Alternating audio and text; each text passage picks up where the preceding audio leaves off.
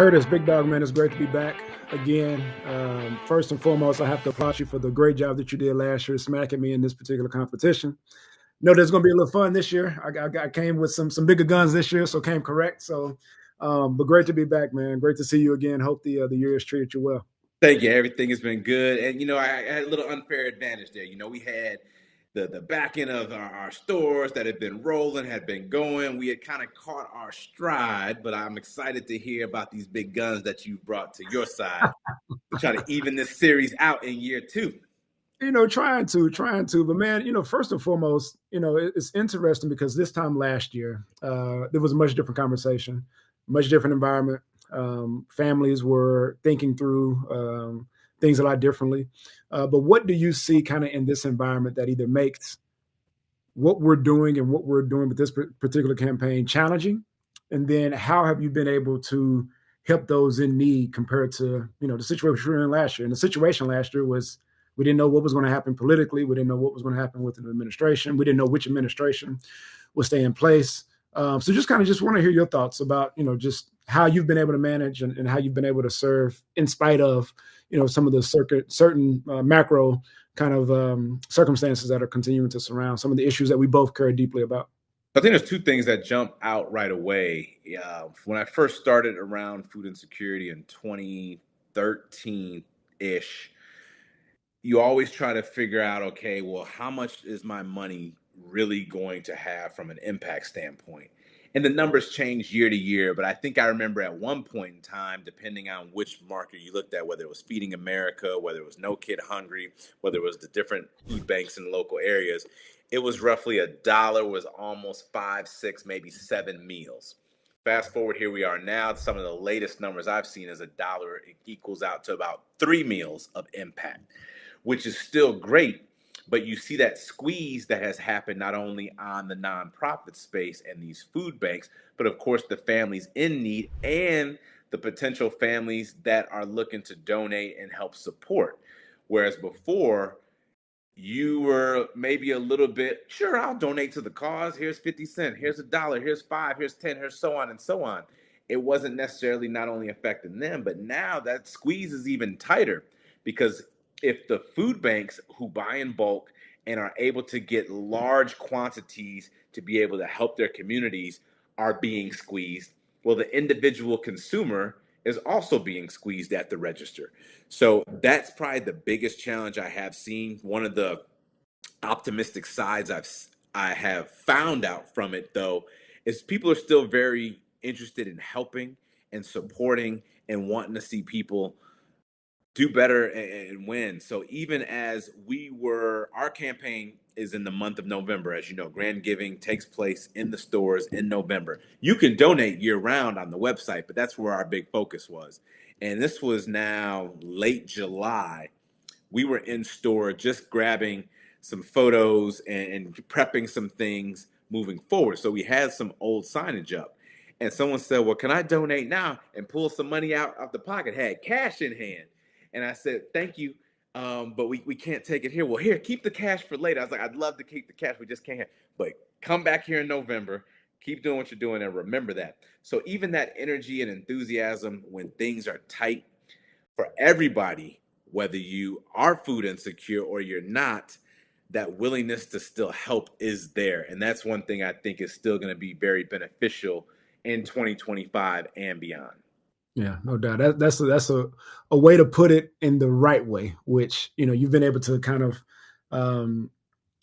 debunk the myth that people don't want to give and people don't want to help and people don't want to serve. It's just a different environment. Inflation is hitting people from a number of different ways. The driving up of prices is hitting folks from a number of different ways.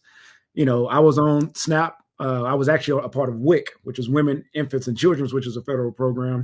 Those things are now being cut. Medicaid is being cut. So that there are issues that are happening from a macro standpoint, but you still see that energy of how folks continue to serve.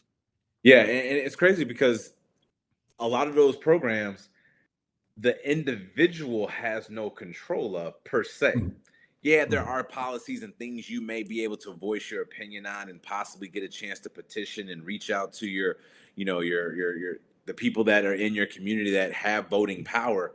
but still things need to go in those directions, in those right ways, in order for those that need to still be recipients of it and beneficiaries of it. And if those things go away or policies change, and it's like you said, certain administrations do different things, you may see a shift from one to another, and that's also a challenge. There's so much need in so many areas, so you may see just a shifting. Okay, well, we're gonna take from here and move it here. Well, then the people here start to get a little hurt, and then vice versa. We're gonna take from here and move here. And now, not to time stamp, our conversation here. We're on the verge of another government shutdown, and what that means, in terms of It, healthcare and things like that. So, and it doesn't matter where you sit at yeah, politically. Hunger doesn't pick a side. no, you hungry, you hungry. It don't pick a side. So I agree that this shutdown is going to have more implications than it's going to have solutions Yep. In some regards. Man, this is more of a personal note, and I just wanted to ask you this, but we both came from very different backgrounds. We both climbed and ascended to very different elevations that we may not have even thought about. How do you continue to think about those that may not have, considering how much we've been able to accomplish and how much we now have? How do you deal with the psychology, the emotional aspect of things, and sometimes the optics? Sometimes, because you may think you're doing all the right things, but in some people's eyes, they're like, "Well, you're not doing enough." And I'm like, "Well, how am I supposed to navigate this?" So we'd love to just hear kind of your thoughts about it, psychology, from a psychology standpoint, from an emotional standpoint, optically. How do you navigate understanding you came from some of the same situations of the people you're now serving in a place of affluence, influence, and now having some of the means that you didn't have, before you got to become the person that you are today? I feel like one of the biggest challenges that I've faced personally in this space is we're in a digital age. I mean, you and I are having a conversation in two different states where we're capturing this and we're going to put it out to, again, bring awareness and hopefully more interest to this cause and more support. And we're also going to do that in person in other different ways. We're going to capture things on our phone. We're going to capture things on, digital cameras, and then things are going to get posted places. Well, as you're in the process of doing that, people don't want to be captured in certain spots. For People sure. don't want to be seen knowing that, hey, I have to come and ask for help, or I have to come to this place, or I need that side of stuff. So I've seen that part of it when you talk about the optics and how people kind of view it. Go, you just trying to do this for that. And I know how it can seem, and it's hard for me, former MLB player, had big contracts, to say, no, person A, I'm trying to do this to help bring more attention and awareness to it. They just see where they're at right now in this point in time. They're trying to get in, get the food that they need, get home to their family, and take care and get ready for the next day. So there have been some challenges on that. However, on the flip side, one of the things I think from it is, of course, I'm always going to respect the boundary and the privacy of anybody that happens to be in and around stuff we're trying to capture, again, just to bring attention. I want to keep pushing the narrative and the information out there for those that don't know. It still is amazing to me when I say food insecurity, and the first question back is, well, what is that? So I still Correct. have explaining and educating to do, and that's why we're again trying to capture the content and information for everybody. Separately, for me and my upbringing, I think one of the biggest things is just how my parents raised me.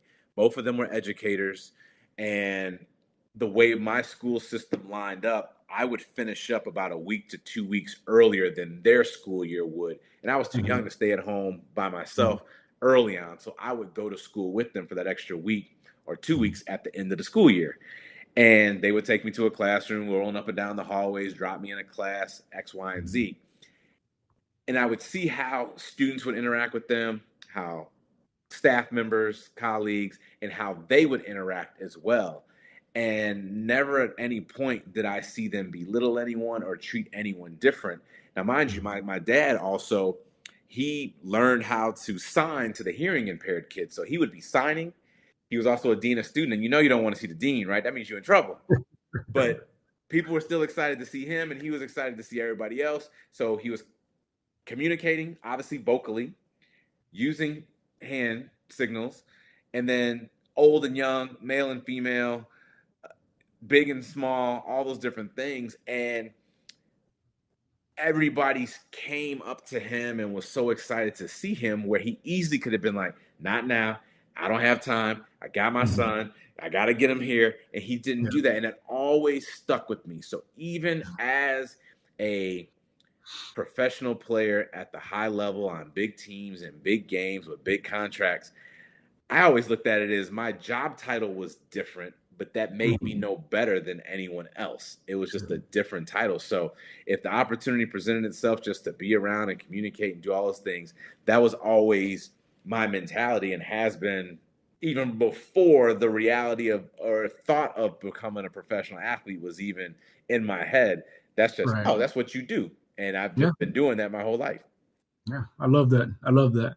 Well, man, I'm excited to come back and run this competition again. MLB versus NFL, Curtis versus Kelvin, Chicago versus Arizona. Like I said, I got to give it to you. You smacked me last year, but just kind of give us a little snapshot of what Grand Giving is going to take place this year. And I'm going to kind of tee up something that I think may kind of even the playing field just a touch as we come back and compete this year. Well, I'm excited. We're back at our Mariano stores now for our 11th year, which is a Kroger branded store in the Chicagoland area. Unfortunately, we are down from 44 stores to 40 stores. But in other good news, we've now added and are going to enter into southeastern Wisconsin, and we're going to pick up to 100 more Kroger branded stores This year. this year. Now, How you doing that, man? I guess I got to figure out what I'm missing out on with Kroger, talking out to a huh? couple people here and there and there and there and there. You know, see what we can do. And I played in Milwaukee for the Brewers, so I think Yeah, some of that had to do a little bit with it. yeah, But these are some different stores. I think it's Metro Market and Pick and Save, and so some are bigger, some are smaller. right. I'm hopeful that we see the same volume and same interest that we've seen over the last 10 years at the Mariana. Yeah, However, for a lot of these stores, it will be their first time. So a lot for of sure, introduction, a lot of those consumers over there, for getting in sure, front of them, letting them know what's going on. Hey, what is this going to? How do I donate? How do I get involved? That education again. for sure. Yeah, So excited about that. That's all going to roll off this year, 2025 in November. So we're going to see how that goes. So we do have more stores able to contribute, but I can't say that we're going to just automatically increase, yeah. No doubt. threefold because of that. Because there's going to be a lot of stores that are slightly different. But again, just having more people with the awareness, with proceeds, again, not only benefiting two food banks in the Chicagoland area, but now two food banks up in Wisconsin. I got you. Well, for me, man, I'm still working with United Food Bank here in town. This year, actually going to be partnering with Raising Cane's Chicken. So being able to use a fast food spot to be able to kind of compete on a different level. Going to have 5 stores that I get to visit throughout the year. So pretty much starting October 28th up until November 25th, we'll visit a different store each of those weeks. All people have to do is mention Team Beecham. I know you got Grand Giving there in the Midwest. We got Team Beecham over here in the Southwest, but trying to find a way just to even the playing fields just a little bit. Not working with Kroger down here. They have their own campaigns going on, but we're gonna find a way to, see if we can bring some big guns, to this campaign. The Cardinals have already chipped in a major way, so excited to see their contribution and how that affects this going on. But excited just to be able to have boots on the ground, being able to spend a little time with some of the Canes locations in and around the Valley. The Valley is pretty vast. You got Mesa, you got Arizona, you got Scottsdale, you got Chandler, you got Gilbert. So being able to hit kind of all the Valley and see what we can do to be able to push this out and be able to have a much more competitive campaign, even though it's all going to the same place. It's all going to the food banks. It's all going to help individuals that are in need. But at the same time, we both love to compete. Yes. And I want to just find a way to make sure I'm doing my job to push the competition in a favorable manner this time around. Hey, well, first, congratulations for getting Canes on there. They just opened up one not too far from my house, and I remember seeing it being built, And as Yeah. soon as that thing opened, that line was wrapped around the block. So the fact that you have multiples in multiple locations, I've seen what that audience can do. So I hope they are there mentioning Calvin so they can get the donations for you. That's gonna be awesome. I know people love chicken and them chicken fingers, and they Hey, love let them cake. chicken fingers, man. Oh, they're gonna be doing their thing there. That's awesome. Congratulations on that. I'm excited to see how this thing is gonna go. Same here, man. It's an honor to be able to do this campaign with you again. It's always great when you have people that are like minded and just want to find ways to do things together. And I would say more than ever, especially in today's environment, with just everything that's happening, you have shootings and assassinations, churches, schools, all these things that are continuing to happen. You just want to be able to have people that are willing to work together. And there is no place I feel that people can work together than being able to have a meal together and breaking bread together and having something where they share a commonality. Because we both have stomachs. Yep. No matter. Think about this, right? You and I both have locker rooms and teammates from all over the world. Obviously, your team is bigger in terms of number of players, but the diversity is still there. And when they roll that food out, it don't matter. Right? It don't matter. We are people, and I tell folks all the time, and there is no other place that should be indicative of how we should be doing things, not only in America, but society. People from different walks of life, different socioeconomic backgrounds, different ethnicities, different religions, different preferences, values, and you all find a way to come together for a very common goal, and that's winning on Sundays. And for you all's case, y'all play way more than we do. We play every day out there. Play every day. But at the end of the day, you finding a way to come together. And I think at the end of the day, to have something like this, when we have the opportunity to be able to collaborate different sports, finding a way to come together and compete on a national stage, I'm excited for it. And can't say thank you enough for wanting to do it again. Absolutely. And thank you. And I think, one of the things that we're doing, like continuing the spread, right? Last year we had, I had this many stores. You had where you're at. Now you got Cane's. Now I got the other stores in the States. Hopefully we continue and just keep finding connections to make this thing bigger and bigger, and possibly even some other athletes or other individuals that want to come on. This is one little secret I got added as well. Starting pitcher for the Milwaukee Brewers, Brandon Woodruff, is going to help us on social after he up his. I like how you kind of just throwing out your game plan just a little bit. So now, a little tweak, a little drop in there, but just getting a couple of the nuggets up in those areas and stuff like that. So but when you mention it, like you said, as soon as I mentioned, hey, would you help out with this? And you mentioned the food, he goes, absolutely, right? Just to get the word out. And hopefully we'll find other individuals along the way that want to help. Like I said, you got Cane's on there. And I think that's amazing. And who knows what that'll be. Plus, Cane's has shown historically their interest and love for college athletics. You're near, obviously, Arizona State University. Of course, you have your football team, with the Arizona Cardinals. There's Cane's here in Chicago, right? Maybe there might be some opportunities there, So hopefully we can just continue to keep growing this thing year after year. No doubt. Well, Curtis, man, this has been great. Thanks so much for making time. What is this today? Tuesday. Yes. Happy Tuesday. Man, during the season, man, sometimes these days start to run together. You don't know which day is which. So really appreciate you making time today. Anytime, and good luck to you.